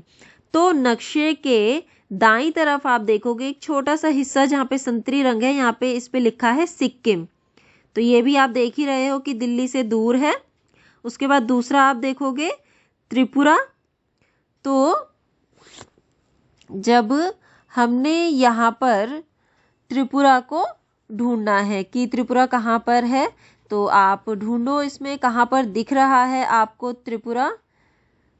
यहाँ पर हमने देखा कि असम के नीचे अगर आप देखोगे यहाँ पर बिल्कुल जो बैंगनी कलर से जो बिल्कुल एक हिस्सा बना रखा है इन्होंने, यहाँ पे ये त्रिपुरा दिखने को हमें मिल रहा है। और जब हमने देखा कि त्रिपुरा जो है वो भी दिल्ली से काफ़ी दूर है। अब उस बच्चे ने कहा है कि पर हरियाणा और उत्तराखंड दिल्ली के पास में है। तो हाँ, हमने देखा कि दिल्ली के बिल्कुल ही पास में जो है वो संतरी कलर के रंग में हरियाणा लिखा है और दिल्ली के ऊपर की साइड दाईं तरफ उत्तराखंड लिखा है, जो कि दोनों ही जगह दिल्ली के बहुत ही पास में है। तो अब हमने जिन राज्यों के बारे में बच्चे बात कर रहे थे उनको हमने ढूंढ लिया है। अब हम आगे बढ़ते हैं। तो हमारा है सवाल 1। कर्नाटक की टीम बेंगलोर से चली और उत्तर दिशा की ओर बढ़ी। अब आपको क्या करना है, सबसे पहले आप पहुंचेंगे नक्शे में कर्नाटक पर, क्योंकि कर्नाटक की जो टीम है वो यहाँ से चल रही है। अब उन्होंने कहा जब वह चली तो वो उत्तर दिशा की ओर बढ़ी। अब आप यहाँ पे देख रहे हो कि नक्शे के ऊपर की ओर लिखा है उत्तर, नीचे की ओर लिखा है दक्षिण, और दाईं तरफ लिखा है पूर्व और बाईं तरफ लिखा है पश्चिम। तो वही वह कह रहे हैं कि जब कर्नाटक से उत्तर दिशा की ओर वह बढ़ी तो दिल्ली तक पहुंचने में इसे किन किन राज्यों से गुजरना पड़ा, भारत के नक्शे में ढूंढो। अब आपको यहाँ पे ढूंढना है नक्शे में। तो जब कर्नाटक की टीम बेंगलोर से चली और उत्तर दिशा की ओर बढ़ी तो दिल्ली तक पहुंचने में उसे जिन राज्यों से गुजरना पड़ा वह है, सबसे पहले आप देख ही रहे हो यहाँ पे, सबसे पहले आ रहा है पीले रंग में महाराष्ट्र, फिर आ रहा है संतरी रंग में मध्य प्रदेश, फिर आप देखोगे हरे रंग में है उत्तर प्रदेश। अब आप देखोगे कि दिल्ली के लिए एक और तरीके से वह जा सकते हैं, वो ऐसे कि मध्य प्रदेश से वह जा सकते हैं राजस्थान, जो कि यहाँ पे आपने देखा ये नीले रंग में है, और फिर राजस्थान से हरियाणा और हरियाणा से फिर दिल्ली। तो ये हमने देख लिया कि कर्नाटक की टीम बेंगलोर से जब दिल्ली आ रही है तो उनको किन किन राज्यों से गुजरना पड़ा। अब है सवाल 2। जम्मू कश्मीर दिल्ली से उत्तर दिशा में पड़ता है। तो आप देखोगे यहाँ पे दिल्ली यहाँ पे दिया है और ऊपर की ओर पड़ रहा है जम्मू कश्मीर, जो कि उत्तर दिशा में आपको दिख ही रहा है। इसलिए वहां से आने वाली टीम दिल्ली पहुंचने के लिए दक्षिण की ओर चलती है। तो अगर हम देखें, जब हम दिल्ली से जम्मू कश्मीर देखें तो जम्मू कश्मीर हमें उत्तर में दिख रहा है, और जब हम जम्मू कश्मीर से दिल्ली की तरफ देखेंगे तो दिल्ली हमें दक्षिण की तरफ दिख रहा है, यानी कि उनको दिल्ली तक पहुंचने के लिए दक्षिण की ओर चलना पड़ेगा। अब पूछा है वह कौन कौन से राज्यों से गुजरते हैं, यानी कि जब टीम जम्मू कश्मीर से दिल्ली की तरफ यानी कि दक्षिण की तरफ आती है तो वह कौन कौन से राज्यों से गुजर रही है। तो हमने देखा हिमाचल प्रदेश, जो कि आप देख ही रहे हो यहाँ पे ये नीले रंग में बना हुआ है, फिर है पंजाब हरे रंग में जो बना हुआ है, और हरियाणा जो कि संतरी रंग में बना है, और उसके बाद वह पहुंच गए हैं दिल्ली। अब है सवाल 3। नोनू गुजरात में रहता है, नोनू का मित्र जावेद पश्चिम बंगाल में रहता है। नोनू अपने मित्र के पास जाना चाहता है, वह किस दिशा में यात्रा करेगा? क पश्चिम की तरफ, ख पूरब की तरफ, ग दक्षिण की तरफ, और घ उत्तर की तरफ। तो हमें इसके लिए क्या करना पड़ेगा, पहले नक्शे में देखना पड़ेगा कि नोनू किस तरफ रहता है और जावेद किस तरफ रहता है। तो हम सबसे पहले देखते हैं कि नोनू यानी कि जो गुजरात में रहता है वह किस तरफ है। तो जब हमने नक्शे में गुजरात को ढूंढा तो हमें यह नक्शे के बाईं तरफ गुलाबी हिस्से में जो कि पश्चिम की तरफ है वहां पर दिखा। तो इसका मतलब हुआ नोनू पश्चिम की तरफ रहता है। अब हमें देखना है कि जावेद जो कि पश्चिम बंगाल में है वह किस तरफ है। तो हमने देखा कि पश्चिम बंगाल नक्शे में दाईं तरफ जो कि पूर्व दिशा की ओर पड़ रहा है वहां पर रहता है।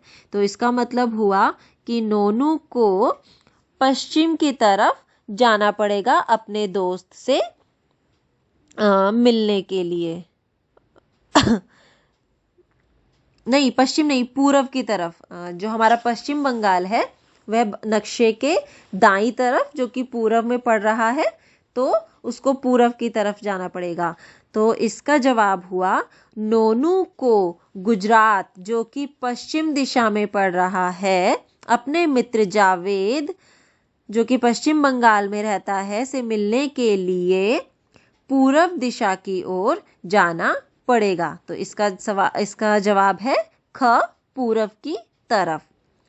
अब पूछा है सवाल 4, क्या जम्मू कश्मीर के उत्तर में कोई राज्य है?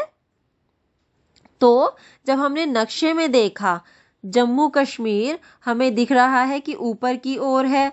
अब हमें पूछा है कि उसके उत्तर में कोई राज्य है, तो ऊपर की ओर उसके कोई भी राज्य नहीं है। तो इसका जवाब है जम्मू कश्मीर के उत्तर में कोई भी राज्य नहीं है।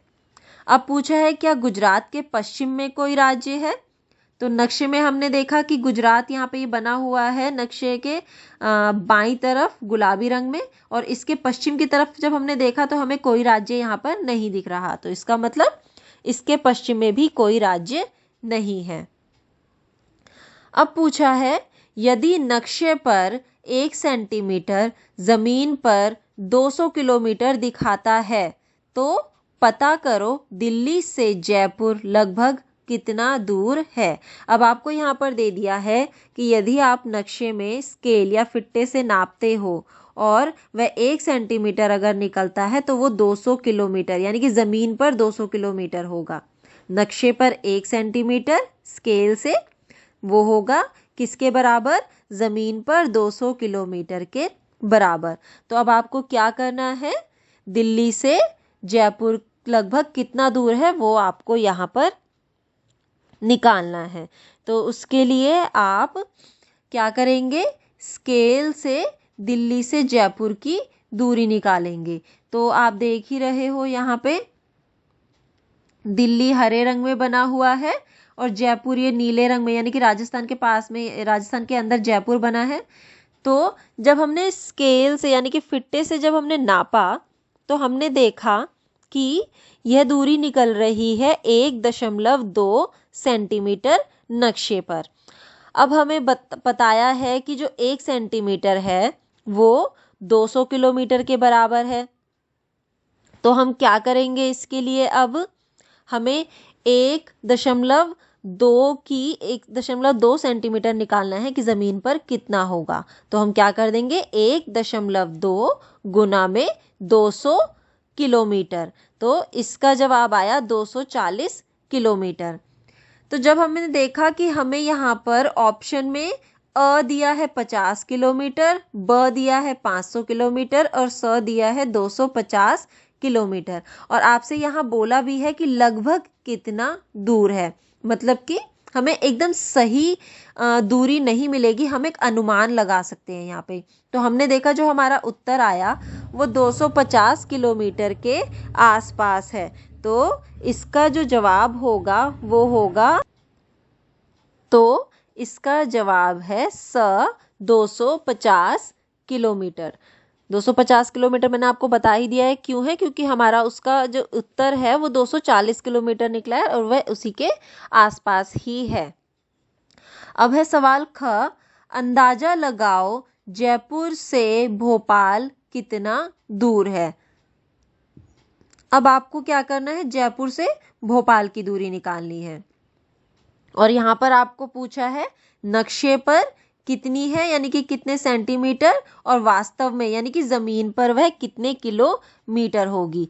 तो इसके लिए आपको फिर से क्या करना है? सबसे पहले आप अपने फिट्टे या स्केल से नक्शे पर नापेंगे। तो जब हमने ये नापा तो हमने देखा कि जयपुर से भोपाल की जो दूरी है नक्शे पर वो निकली है 2.4 सेंटीमीटर। अब हमें निकालनी है दूरी वास्तव में यानी कि ज़मीन पर। तो वो हम कैसे निकालेंगे? हमें पता है कि 1 सेंटीमीटर बराबर में 200 किलोमीटर, तो 2.4 सेंटीमीटर बराबर में कितना हो जाएगा? 2.4 सेंटीमीटर गुना 200 किलोमीटर यानी कि 480 किलोमीटर। तो हमने अब ये दूरी निकाल ली है। तो हमने देखा कि जयपुर से भोपाल की जो दूरी है वो नक्शे पर तो 2.4 सेंटीमीटर है और ज़मीन पर है 480 किलोमीटर। अब पूछा है हमें सवाल 7, नक्शे को देखकर बताओ कौन सा राज्य 4 अन्य राज्यों से घिरा है। तो आप देखोगे यहाँ पर नक्शे में, तो हमने देखा कि जो हमारा हिमाचल प्रदेश राज्य है वो 4 राज्यों से घिरा हुआ है। और वो कौन कौन से हैं आपको देखने से यहाँ पे पता ही चल ही रहा है। एक तरफ लिखा हुआ है लद्दाख, जिसके अंदर लेह भी है, फिर है जम्मू एंड कश्मीर, और है चंडीगढ़, और है उत्तराखंड। तो इन 4 राज्यों से यह घिरा हुआ है। उसके बाद हमें सवाल ख पूछा है, किस राज्य का क्षेत्रफल सबसे ज़्यादा है। अगर उसका नाम नक्शे में नहीं है तो अपने अध्यापक अथवा माता पिता से पूछकर पता करो। बताओ तुमने उत्तर की खोज कैसे की। अब आप नक्शे में देखोगे अगर, तो आपको नक्शे में देखने से पता चलेगा कि कौन से राज्य में सबसे ज़्यादा हमें देखने को मिल रहा है, कि कौन सी जगह सबसे ज़्यादा हमें देखने को यहाँ पर मिल रही है। अगर आपको देखने से पता चल रहा है, जैसे कि हमने जब नक्शे में देखा तो हमें पता चल रहा है यहाँ पे कि राजस्थान का जो क्षेत्रफल हमें यहाँ पे सबसे ज़्यादा दिख रहा है, यानी कि इसके अंदर जो जगह है वो सबसे ज़्यादा दिख रही है। तो हमें तो ये पता चल गया कि राजस्थान का क्षेत्रफल सबसे ज़्यादा है। अगर आपको नहीं पता चलता है तो आप अपने अध्यापक या फिर माता पिता से भी पूछ सकते हो, और आपको ये बताना है कि आपने इसको कैसे पता करा है। अब पूछा है सवाल ग, कौन से राज्य का क्षेत्रफल सिक्किम से लगभग 8 गुना है। तो आप ये कैसे देखोगे। एक तो तरीका ये है कि आप इसमें नाप कर देख सकते हो, दूसरा आप एक अंदाजे से देख के बता सकते हो कि जब जैसे हम देख ही रहे हैं कि यहाँ पे सिक्किम है वो कितना छोटा सा हिस्सा है, तो इसका 8 गुना मतलब कि ऐसे हिस्से जिसमें 8 बन जाएं वो आपको कौन सी देखने में लग रही है। तो हमने देखा कि हिमाचल प्रदेश ऐसा राज्य है जो कि सिक्किम के क्षेत्रफल से 8 गुना है, और इसका क्षेत्रफल आप स्केल की मदद से भी निकाल सकते हो, इसके अंदर कितना बना हुआ है, या फिर देखो आप ये खाने की ग्रिड पर बना है तो इस खाने से भी आप पता कर सकते हो कि इसका क्षेत्रफल कितना है, जो कि आपको निकालने पर पता चल जाएगा कि यह इसका 8 गुना है। अब आगे पूछा है आपको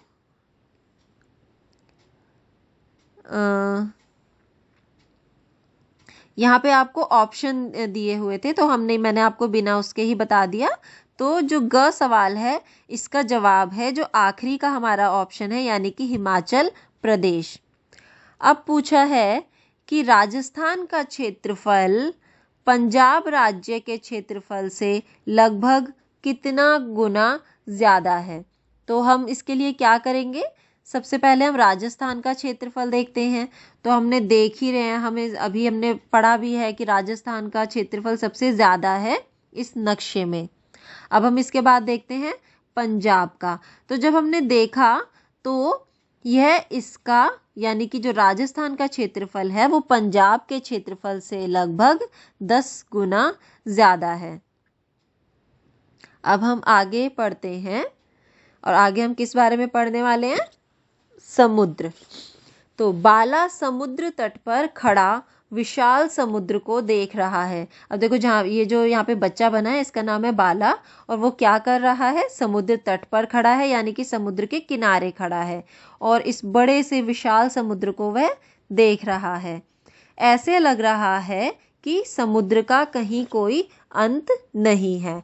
अब देखो यहाँ से आपको भी फोटो में देखने से लग ही रहा होगा जैसे कि समुद्र का कहीं कोई अंत, मतलब कहीं पे खत्म ही नहीं हो रहा यह समुद्र। अब आपको पूछा है क्या तुमने समुद्र देखा है। तो कई लोगों ने समुद्र सामने पर देखा होगा और कईयों ने नहीं देखा होगा, लेकिन जिन्होंने सामने नहीं देखा तो उन्होंने टीवी पर, टेलीविजन पे या फिर किताब में ही आपने देखा ही होगा इसमें। अब पूछा है चित्र में समुद्र कहाँ है। तो आपको देखने से पता चल ही रहा है, जो बच्चा है बाला, उसके सामने जो पूरा नीले रंग से हमें दिखाया गया है वो समुद्र है। अब आगे सवाल में कहा है भारत के नक्शे में समुद्र को ढूंढो। नक्शे में समुद्र को किस रंग से दिखाया गया है। तो आप देखोगे जो नक्शे में हमें नीचे की तरफ नीले रंग से जितना भी हमें दिखाया है, जहाँ पे कि लिखा है दक्षिण अरब सागर, बंगाल की खाड़ी, जो नीले रंग का जितना भी हिस्सा है वो हमें समुद्र के लिए दिया गया है। तो इसका मतलब हमें समुद्र किस रंग से दिखाया गया है, नीले रंग से। अब पूछा है कि उन राज्यों पर निशान लगाओ जिनके एक तरफ समुद्र है। तो आपको नक्शे में देखना है कि कौन से राज्य के एक तरफ समुद्र है। तो हमने देखा कि गुजरात, महाराष्ट्र, गोवा, केरला, तमिलनाडु, आंध्र प्रदेश, कर्नाटक, पश्चिम बंगाल और उड़ीसा ऐसे राज्य हैं जिनके की एक तरफ समुद्र है। अब हमें पूछा है एक ऐसे राज्य का नाम लिखो जिसके किसी और भी समुद्र नहीं है। अब ऐसे तो काफ़ी होंगे, लेकिन हमें किसी एक के बारे में पूछा है। तो हमने जब नक्शे में देखा तो हमने देखा कि जो हरियाणा राज्य है उसके किसी भी और हमें समुद्र यहाँ पर देखने को नहीं मिल रहा नक्शे में। तो इसका जवाब है हरियाणा। अब हम आगे बढ़ते हैं, पता करो।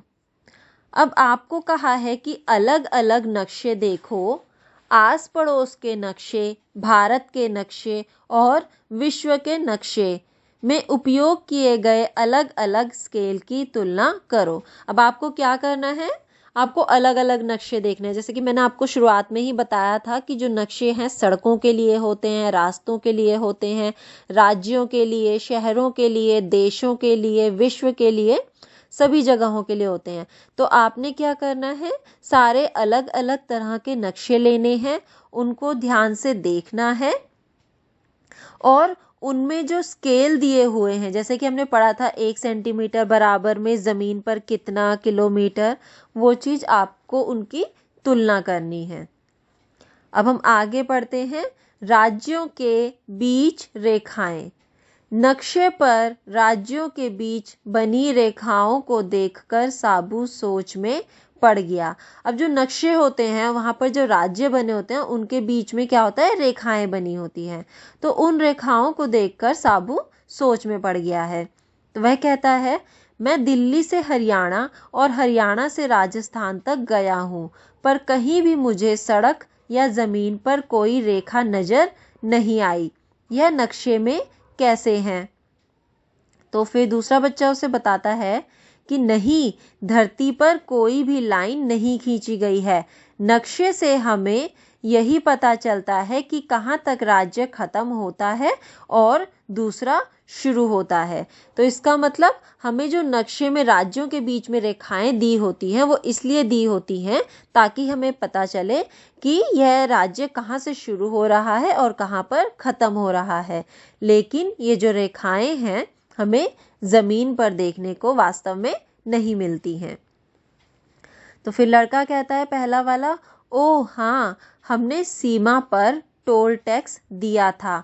मैंने एक बहुत बड़ा बोर्ड लगा देखा है जिस पर लिखा था हरियाणा में आपका स्वागत है।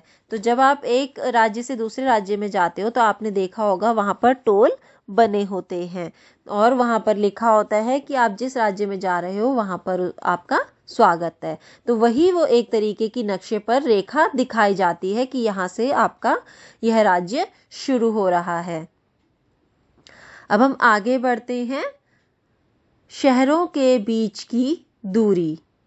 यह 5 शहर हैं, पता करो।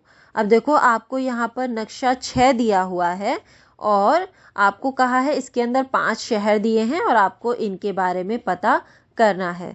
अब इस नक्शा 6 में आप देखोगे 5 शहर कौन कौन से हैं, तो वो हैं छोलाघाट, भेलपुर, ढोकलाबाद, बर्फीनगर और इडलीपुर। अब आप ध्यान से अगर इनको देखोगे और आप समझोगे तो ये सारे नाम खानों के ऊपर दिए, खाने मतलब जो हम खाते हैं चीज़ें, उनके ऊपर ये नाम दिए हुए हैं। अब सवाल 1 है, इस नक्शे में इडलीपुर से बर्फीनगर कितने सेंटीमीटर दूर है? तो आपको देखना है, यहाँ पे नक्शे में आप देख ही रहे हो कि जो नीचे की साइड को जो लाइन रेखा बनी है वहाँ पर इडलीपुर और बर्फीनगर बने हुए हैं। तो आपको क्या करना है, आपको स्केल या फिट्टे से इनके बीच की दूरी नापनी है।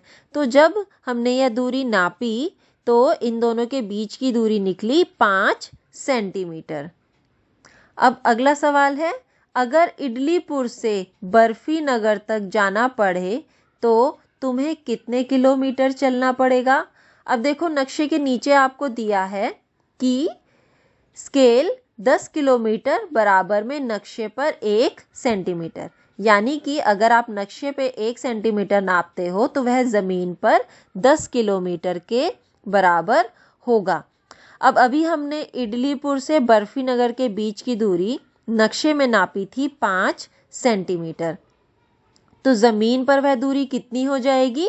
5 गुना 10 यानी कि 50 किलोमीटर। तो इडलीपुर से बर्फीनगर तक जाने के लिए 50 किलोमीटर चलना पड़ेगा।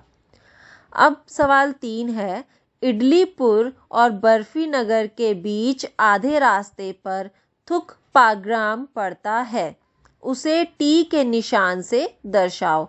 अब आपको क्या करना है, इडलीपुर और बर्फीनगर के बीच की दूरी आपने देखी है कि 5 सेंटीमीटर है, उसके बीच में आपको एक और जगह बनानी है जो कि है थुकपाग्राम, और उसको टी से दिखाना है। तो 5 सेंटीमीटर का बीच में यानी कि आधा होगा 2.5 सेंटीमीटर, या फिर आप कह सकते हो 2.5 सेंटीमीटर। तो आपको 2.5 सेंटीमीटर इडलीपुर से या फिर बर्फीनगर से 2.5 सेंटीमीटर की दूरी पर बीच में आप एक निशान बनाओगे और वहाँ पे लिख दोगे टी। अब है सवाल 4, जलेबीपुर नाम का एक शहर छोलाघाट और ढोकलाबाद दोनों से 35 किलोमीटर दूर है। यानी कि आप देख ही रहे हो कि एक शहर उन्होंने कहा है जो कि है जलेबीपुर, और वो छोलाघाट और ढोकलाबाद दोनों से ही 35 किलोमीटर दूर है। तो वो कह रहा है, क्या लगता है वह कहाँ हो सकता है? जहां पर भी आपको पता चलेगा उसके लिए आपको क्या करना है, जे का निशान लगाना है। तो हमें स्केल में दिया है 1 सेंटीमीटर बराबर में 10 किलोमीटर। तो आप क्या करोगे, हम इसकी जो है ढोकलाबाद और छोलाघाट से जलेबीपुर की दूरी हमें बताई गई है 35 किलोमीटर, यानी कि बीच में कहीं पे जलेबीपुर है, और उस जलेबीपुर से ढोकलाबाद अगर आप जाएं तो वो भी 35 किलोमीटर है, और छोलाघाट अगर आप जाते हैं तो वो भी 35 किलोमीटर है। तो अब हमें यह दिया हुआ है किलोमीटर में, तो इसके लिए आपको क्या करना है, सेंटीमीटर में आप निकालेंगे दूरी। अब आपको पता है कि 1 सेंटीमीटर बराबर में है 10 किलोमीटर, तो हम क्या करेंगे, 35 किलोमीटर को हिस्सों में बांट देंगे, यानी कि 35 किलोमीटर से हमने 10 किलोमीटर निकाल लिया और उस 10 किलोमीटर के लिए ले लिया हमने 1 सेंटीमीटर। अब हमारे पास बचा 25 किलोमीटर। 25 किलोमीटर में से फिर हमने 10 किलोमीटर निकाला जो कि 1 सेंटीमीटर के बराबर है, तो 1 सेंटीमीटर जमा 1 सेंटीमीटर हो गया 2 सेंटीमीटर। फिर हमारे पास बचे 15 किलोमीटर। 15 किलोमीटर में से हम फिर से 10 किलोमीटर ले लेंगे जो कि होगा 1 सेंटीमीटर, और इस 1 सेंटीमीटर को हम फिर जोड़ देंगे 2 सेंटीमीटर में, तो हो गया 3 सेंटीमीटर। अब जब हमें पता है कि 1 सेंटीमीटर बराबर में 10 किलोमीटर है, तो 5 किलोमीटर किसके बराबर होगा, 0.5 सेंटीमीटर के। तो हमने क्या करा, इस 35 किलोमीटर को 10 किलोमीटर 10 किलोमीटर 10 किलोमीटर जमा 5 किलोमीटर में बांट कर हमने इनकी सेंटीमीटर में दूरी निकाली। तो पहले 10 किलोमीटर के लिए 1 सेंटीमीटर, दूसरे 10 किलोमीटर के लिए फिर 1 सेंटीमीटर, तीसरे 10 किलोमीटर के लिए फिर 1 सेंटीमीटर और 5 किलोमीटर के लिए 0.5 सेंटीमीटर। और जब हमने इन चारों को जोड़ा तो दूरी निकली 3.5 सेंटीमीटर।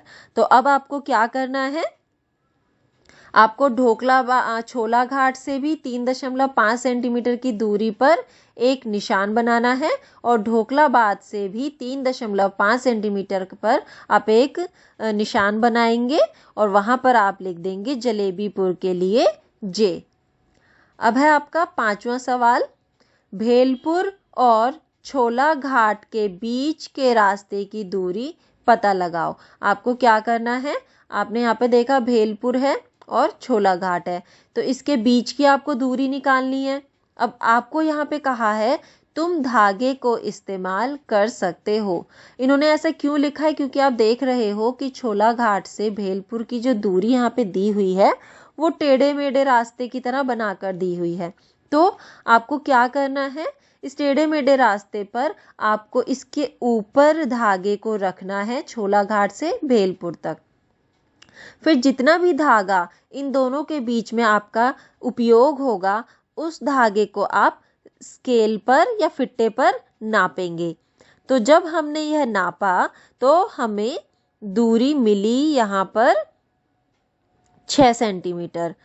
अब हमने देखा कि यह 6 सेंटीमीटर तो हमें नक्शे पर दी है। अब आपको बताना है कि ज़मीन पर कितनी दूरी होगी ये। तो 1 सेंटीमीटर बराबर है 10 किलोमीटर, तो 6 सेंटीमीटर बराबर में कितना हो जाएगा, 6 गुना 10 यानी कि 60 किलोमीटर। तो नक्शे पर है छोला घाट से भेलपुर की दूरी 6 सेंटीमीटर और ज़मीन पर है 60 किलोमीटर। अब यहाँ पे हमने यह भी ख़त्म कर लिया। अब हम आगे पढ़ते हैं, आशी का स्कूल। आशी का स्कूल ऊपर से इस तरह दिखता है। अब देखो आशी का स्कूल हमें बताया है और उसके लिए हमें दिया है यहाँ पे नक्शा 7 और यह हमें ऊपर से दिखा रखा है, जिसमें आप देखोगे हमें दफ्तर, बगीचा, स्कूल सभा मैदान, हॉल, खेल का मैदान, गेट और बीच में हमें कुछ कक्षाएं दी हुई हैं, जैसे कि पहली कक्षा, दूसरी कक्षा, तीसरी ए, तीसरी बी, चौथी कक्षा, 5वीं कक्षा और फिर आपको दी है छठी कक्षा, छठी ए और छठी बी, फिर 7वीं कक्षा, 8वीं कक्षा, 9वीं कक्षा और 10वीं कक्षा। तो इससे हमें पता चला कि ये जो स्कूल है वह 10वीं कक्षा तक है। अब आपको कहा है कि स्कूल के नक्शे को ध्यान से देखो और खाने गिनकर पता लगाओ। अब आपको क्या करना है, सबसे पहले ये स्कूल का नक्शा ध्यान से देखना है और उसके अंदर जो खाने बने हुए हैं यानी कि जो वर्ग बने हुए हैं उनको गिनकर आपको पता लगाना है। और आप देखोगे इस नक्शे के बाईं तरफ हमें स्केल भी दिया हुआ है कि 2 सेंटीमीटर बराबर में 5 मीटर, यानी कि अगर आप स्केल से इसके अंदर कोई दूरी नापते हो और वो 2 सेंटीमीटर होती है तो उसकी जो वास्तव में जो होगी वास्तव में वह 5 मीटर होगी। तो अब हम आगे इनके सवालों का जवाब करते हैं, इनको हल करते हैं। तो सबसे पहले हमें पूछा है सवाल 1, स्कूल सभा मैदान का क्षेत्रफल दफ्तर के क्षेत्रफल से कितना गुना ज़्यादा है। तो इसके लिए हम क्या करेंगे, सबसे पहले हम देखेंगे स्कूल सभा मैदान का क्षेत्रफल। तो जब हमने स्कूल सभा मैदान का क्षेत्रफल देखा तो हमें यहाँ पे पता चला कि इसके अंदर जो हैं 15 पूरे वर्ग बने हुए हैं, यानी कि स्कूल सभा मैदान जो है 15 वर्गों को ढक रहा है, यानी कि इसका क्षेत्रफल हो गया 15 वर्ग। अब हम दफ्तर का क्षेत्रफल देखेंगे। दफ्तर का क्षेत्रफल हमने देखा कि जो दफ्तर है वो 3 वर्गों को ढक रहा है, तो इसका मतलब दफ्तर का क्षेत्रफल हो गया 3 वर्ग। अब हमें पता करना है कि किसका क्षेत्रफल ज़्यादा है और कितना गुना ज़्यादा है। तो हम क्या करेंगे, हमने देखा कि स्कूल सभा मैदान का क्षेत्रफल ज़्यादा है, तो इसलिए हमने उसको भाग करा दफ्तर के क्षेत्रफल से, यानी कि 3 से। तो 15/3 और हमारा जवाब आया 5। तो इसका मतलब हो गया कि जो स्कूल सभा मैदान का क्षेत्रफल है वो दफ्तर के क्षेत्रफल से 5 गुना ज़्यादा है। अब है हमारा सवाल 2, हर कक्षा की लंबाई और चौड़ाई कितनी है। आपको क्या करना है, हर कक्षा की लंबाई और चौड़ाई निकालनी है। तो देखने से तो हमें पता चल रहा है कि सभी कक्षाओं की लंबाई और चौड़ाई बराबर है, तो आपको लेकिन पता करनी है कि है कितनी। तो हमें क लिखा है लंबाई 5 मीटर और चौड़ाई 4 मीटर। फिर लिखा है ख लंबाई 2 मीटर चौड़ाई 1 मीटर। फिर लिखा है ग लंबाई 12 मीटर चौड़ाई 10 मीटर। फिर लिखा है घ लंबाई 5 मीटर और चौड़ाई 5 मीटर। अब देखो हमें स्केल में दिया है कि यदि आप स्केल से नापते हो 2 सेंटीमीटर तो वह किसके बराबर होगा, 5 मीटर के बराबर। यह आपको दिया हुआ है नक्शे के बाईं तरफ लिख के। तो अगर 2 सेंटीमीटर है तो वो 5 मीटर के बराबर है। अब अगर 1 सेंटीमीटर हुआ तो वह किसके बराबर होगा, वो होगा 2.5 मीटर के बराबर। यहाँ पे हमने क्या करा, स्केल की जो दूरी है वो भी आधी कर दी और जो वास्तव में दूरी है उसका भी आधा कर दिया हमने। अब हमने जब इसको नक्शे में कक्षा की लंबाई नापी स्केल से तो हमने देखा कि वो है 2 सेंटीमीटर। अब जब 2 सेंटीमीटर है तो इसका मतलब पता चल गया हमें कि कक्षा की लंबाई है 5 मीटर, क्योंकि 2 सेंटीमीटर 5 मीटर के बराबर है। अब हमें चौड़ाई निकालनी है। तो चौड़ाई हमें जब हमने नापी स्केल से तो हमने देखा कि वह चौड़ाई है 1.6 सेंटीमीटर। अब हमें पता करना है कि ज़मीन पर यानी कि वास्तव में यह चौड़ाई कितनी है। तो हमने देखा था 1 सेंटीमीटर बराबर में था 2.5 मीटर के, तो 1.6 सेंटीमीटर किसके बराबर होगा, 1.6 गुना में 2.5, तो यानी कि 4 मीटर।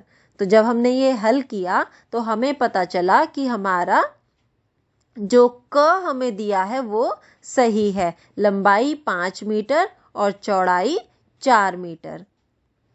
अब है सवाल 3, आशी के स्कूल के सभी कमरे कुछ ऐसे दिखाई देते हैं। अब देखो जो स्कूल में कमरे बने हैं वो इस तरीके से दिखाई देते हैं, यानी कि आप देख रहे हो यहाँ पे जब आप दाईं तरफ से घुस रहे हो तो दरवाजा है यहाँ पे दाईं तरफ, दरवाजे के आप देखोगे बाईं तरफ एक सूचना पट बना है।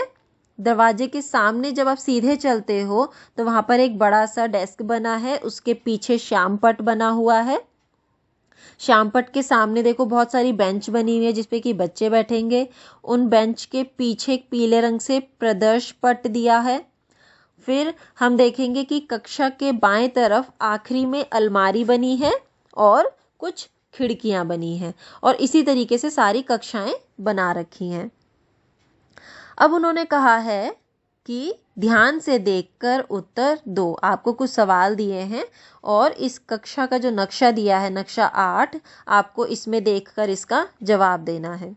तो आपको पूछा है इनमें से कौन सा श्यामपट के बिल्कुल सामने है, अलमारी, खिड़की, सूचना पट या प्रदर्श पट।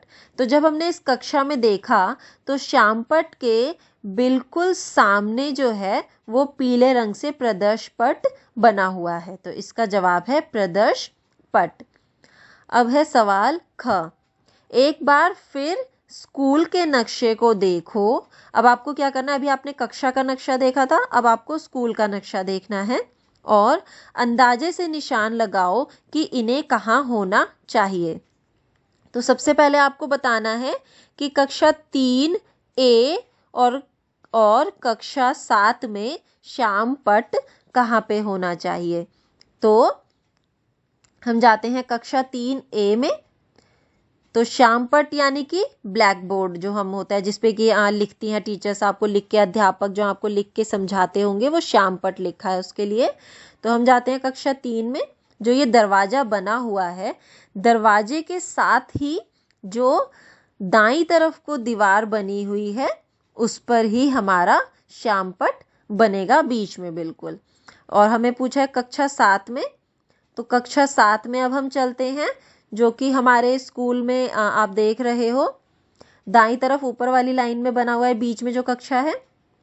इसमें हमने देखा कि कक्षा में दरवाजा बाईं तरफ बना है, तो यानी कि दरवाजे के बाईं तरफ जो दीवार है साथ में ही, इस पर हमारा बीच में श्यामपट्ट होगा।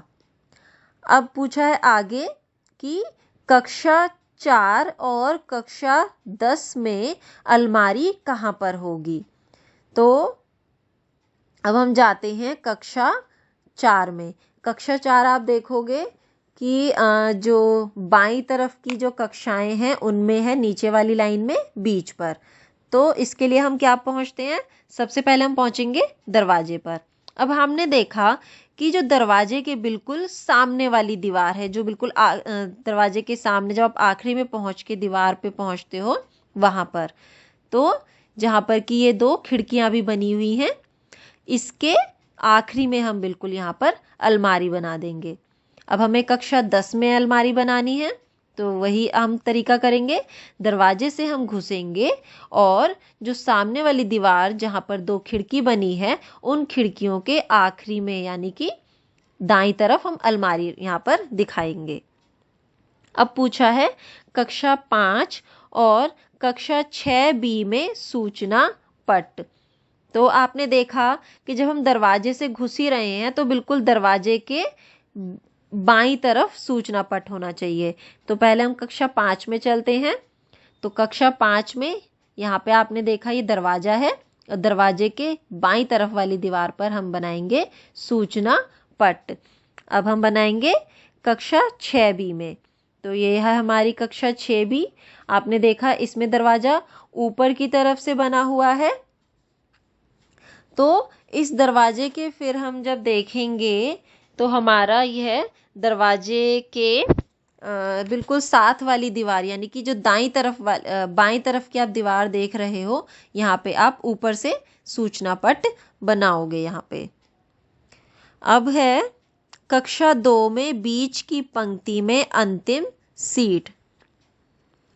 अब कक्षा 2 में बीच में आपको क्या करना है, पंक्ति में अंतिम सीट बनानी है।